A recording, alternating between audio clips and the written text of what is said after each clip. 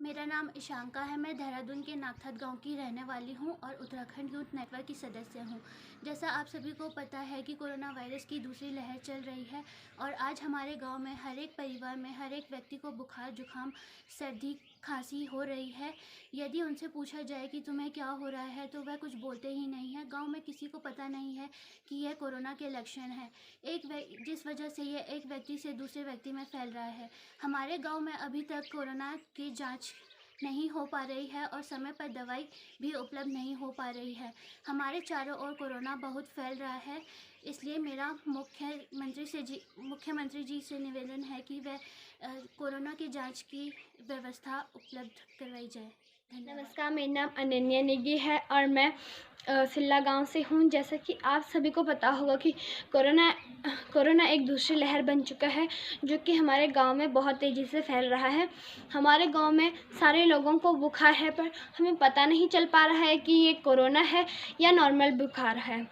और हमारे यहाँ टेस्ट भी नहीं हो पा रहे हैं और हमारे गांव में दवाएं भी उपलब्ध नहीं हैं और गांव से शहर जाने की सुविधा भी बंद कर रखी है। अगर कोई जाता भी है तो हॉस्पिटल में नंबर भी नहीं आ रहा है और हमें डॉक्टर देख ही नहीं रहे हैं और लोग समझ भी नहीं पा रहे हैं कि ये कोरोना है या फिर कोई नॉर्मल बुखार है। मेरे सरकार से यह निवेदन है कि मेरा माननीय मुख्यमंत्री जी से यह निवेदन है कि एक बार गांव की ओर देखें कि गांव में कैसी स्थिति है, कोरोना किस भयंकर रूप में गांव में फैल रहा है। धन्यवाद। मेरा नाम अंशिका चमोली है। मैं सहस्त्रधारा से हूँ और यूथ नेटवर्क की सदस्य हूँ। जैसा कि आप सभी जानते हैं, हमारे देश में कोरोना की दूसरी लहर चल रही है, जिसके कारण देश भर में हाहाकार मचा हुआ है।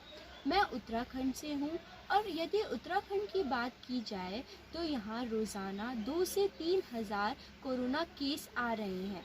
हमारे गांव में अधिकतर लोगों को जुखाम, खांसी, बुखार इत्यादि हो रहा है। हमारे गांव में सरकार के द्वारा कोरोना को लेकर किसी भी प्रकार की कोई व्यवस्था नहीं है, जिसके कारण गांव के लोग जागरूक नहीं हैं। वह एक दूसरे से मिल रहे हैं, जिसके कारण कोरोना का संक्रमण तेज़ी से बढ़ रहा है।